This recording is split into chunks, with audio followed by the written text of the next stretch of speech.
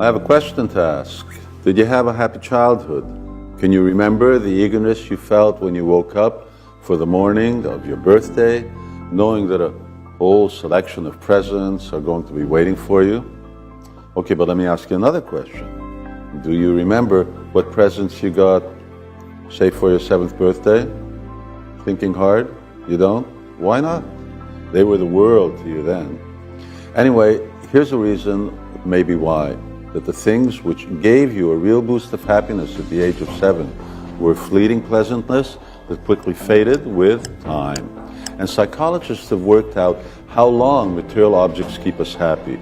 Interestingly, it's only 6 to 12 weeks.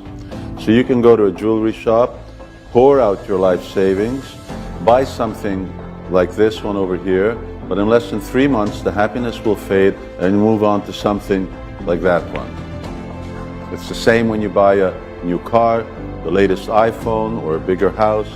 The happiness we derive from the enjoyment of acquiring something new. And because new things become old, the associated happiness quickly fades. Why is it like that? Because as you know, that's the nature of all material things. They're temporary. So the pleasure associated with them, that's also temporary. It's only a shadow of happiness. But we're spiritual beings. We're eternal. And happiness is an intrinsic quality of who we are. As Aristotle said, happiness is not a function of one's material circumstances. Happiness is a quality of the soul. Therefore, real happiness is distinct from the futile chase after shadows. But if we connect with ourselves, our inner spiritual identity, then we will discover that happiness which doesn't fade, but rather which always increases. How to find that kind of happiness? Well, one thing for sure, it won't be by going to a silent meditation retreat and then telling the whole world on Facebook.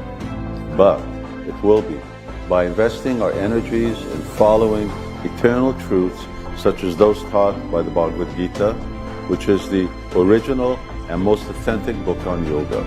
And there we will find recommendations on mantra meditation and kirtan, hearing narrations of wonderful avatars, and keeping company of spiritual friends. By these activities, we rediscover our spiritual identity and become submerged in the joys that are our eternal birthright. Happiness is our very nature, but it has to be awakened by the right kind of gifts, spiritual gifts. So the choice is yours.